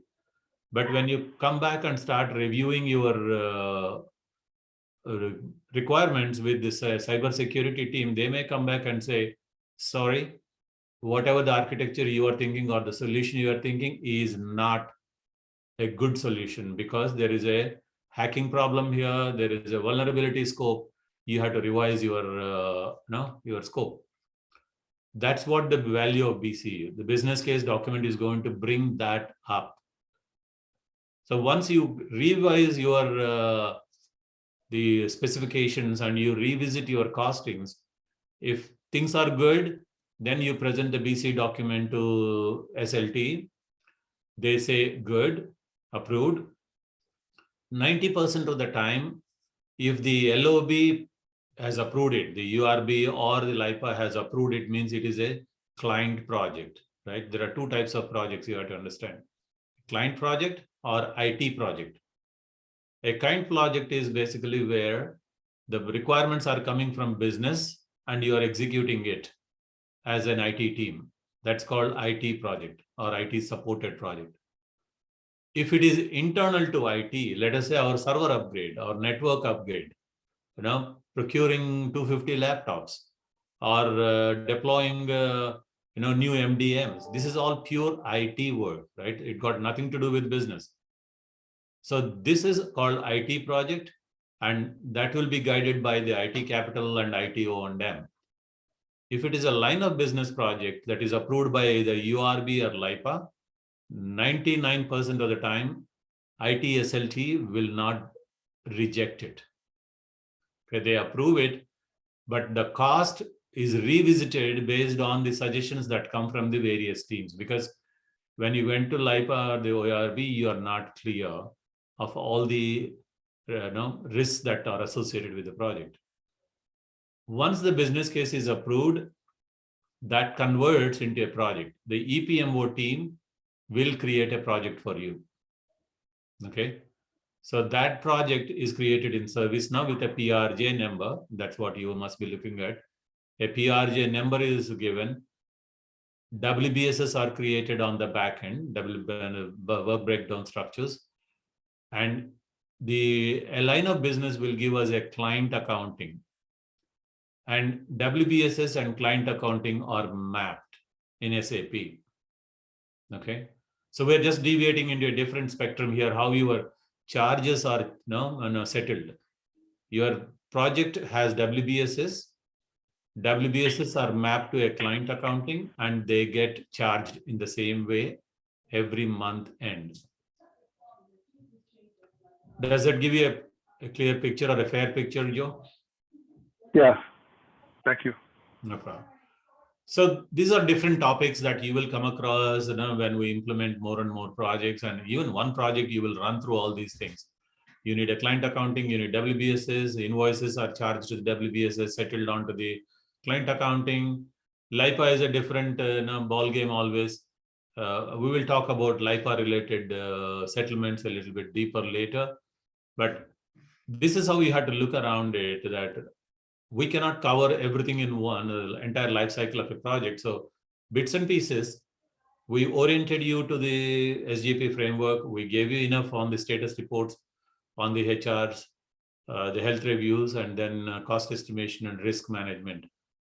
Further to this, I also spoke to you about the business case document, what are the new teams that are getting embedded, how the swim lanes are going to come up. I can give you a sneak peek into the swim lanes that are also coming up. Just let me give you the sneak peek of that.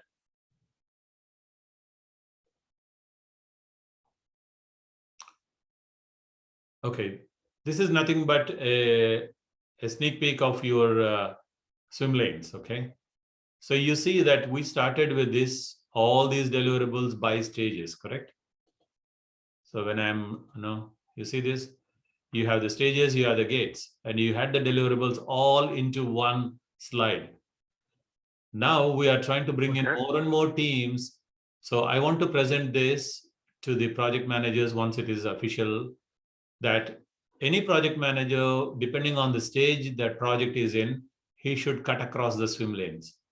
Okay, he should simply look at the swim lanes, look sideways and say, oh, this is the team that I should get engaged. You see the cyber risk assistance? Automatically you will know, oh, I am in this stage.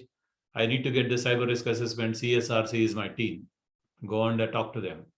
Testing team. Oh, testing team is also required to be talked. Same thing with the BCDR. You got integration team. You got PIA team, audit team, SOX team. So we are going to fill up all these boxes that you are seeing. That is the final stage which we are targeting to. But this will give you a simple 2-slide or a 3-slide help where you can see the stage and go through the swim lanes. You go through their applicability and then get the reviews done. So that's where we, I think, take a bit of relaxation here, that, those are the topics that you went through, some of the upcoming changes that are going to come up, how the multiple teams are getting involved with us. One good thing that I want to tell you is this SGP framework, as is being socialized, adopted by projects, more and more teams are trying to get engaged with this SGP process early in the game. That really is a very good sign that we don't miss any of the important team interventions into our projects. I have experience in some of the projects. The project was all set to go into production, and the testing team came back and said, you did not do performance testing. There you go.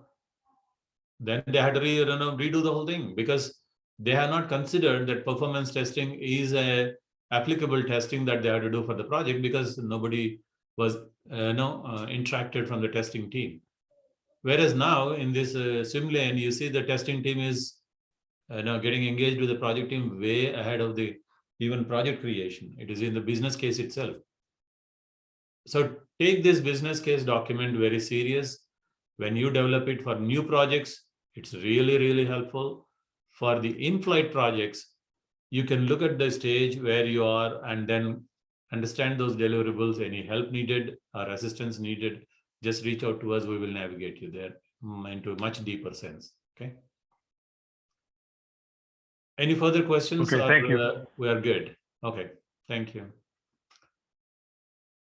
So that's where I think we conclude this training session. It's a pretty interesting training session with a lot of interactive questions. I see a lot of new PMs have joined. Natrajan, James, Rebecca, Greg, Joe, you are there, Alicia. And I also saw Kanaka for a few minutes. I don't know whether she's still there or dropped off. But reach out to us, participate in as many forums that we publicize for you to join us. You will get a lot more insights into special topics and a lot more insights into the regular activities that you need to do on a project. Okay.